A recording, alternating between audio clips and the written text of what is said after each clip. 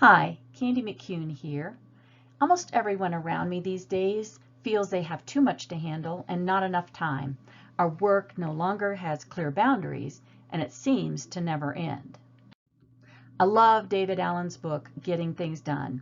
He points out that the relative speed of changes in our cultures, lifestyles, and technologies are creating greater need for us to take more control of our personal situations more often.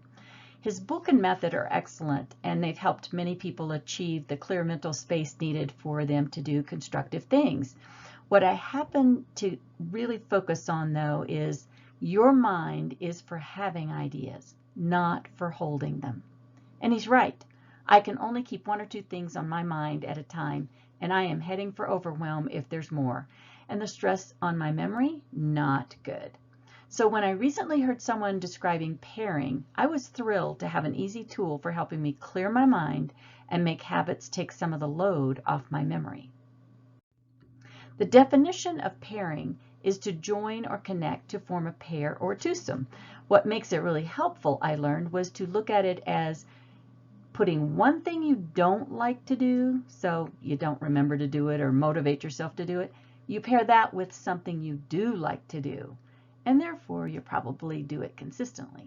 So the end result is that both get done, and without a lot of angst or rethinking or use of your mind energy.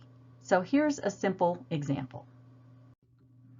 As I'm cooking breakfast, I crack the eggs and scramble them, but as I'm stirring and cooking, my mind's thinking about a lot of other things, the agenda for the day, maybe I'm trying to solve a work issue, whatever. But I like to salt my food while I'm cooking. But all of a sudden I think, did I salt it or did I not? Yeah, I've ended up salting my eggs multiple times. Yuck. Or I thought I salted them, but it turns out when I taste them, nope, I didn't. So I applied the pairing idea I had just learned. Now, when I take the eggs out of the refrigerator, I put them right next to the salt and pepper shakers with the salt shaker in front. So whenever I grab the salt shaker and use it to salt the eggs, well, then I replace it behind the pepper. This, in the midst of my musings about other things, will allow me, if I suddenly think about, oh, did I salt the eggs? I can glance at the salt shaker and I know instantly if I've done it or not. No more thought energy wasted. Another place I have applied this is in my Kalinetics, my daily routine of exercise. It involves small muscular movements which you have to count, and it gets boring and it's not fun. And if I don't do it first thing in the morning, it won't happen. So I paired it with actually two things I like, because I needed strong reinforcement here. First, I made a hard and fast rule that I could not have my bulletproof tea until after I exercised. And I added one. I turn on the TV, which I never do during the day, to get the news, as I do that mindless exercise counting. Getting the TV news is something I enjoy, but I just don't give myself time during a busy schedule. This pairing, though, has worked very well.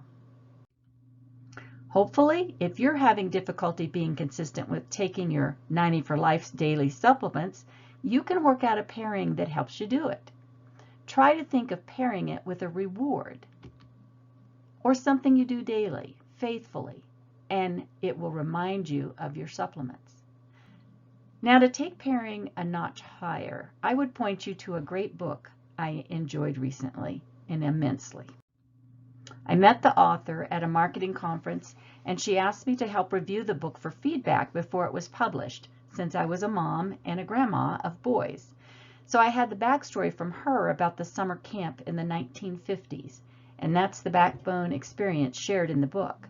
The story is of their secret of creating magic in the lives of young boys that puts them on a path to becoming wonderful fathers and husbands and teachers and community leaders. What was the pairing? Well, the camp was on a lake, and rowboats were available as part of the experience. But you could not take a rowboat out until you were able to demonstrate that you could swim across the full distance of the lake. Swimming the lake was a huge achievement, and a desired reward was being able to take a rowboat out on the lake. That was a very necessary safety rule they had, and they paired it with a much coveted activity to result in an excellent life lesson, actually.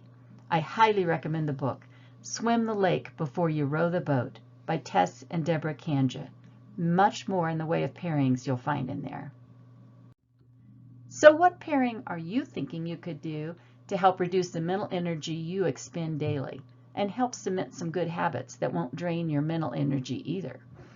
Happy pairing. This is Candy McCune, your guide to better health. Please scroll down and leave me a comment. I do appreciate hearing from you.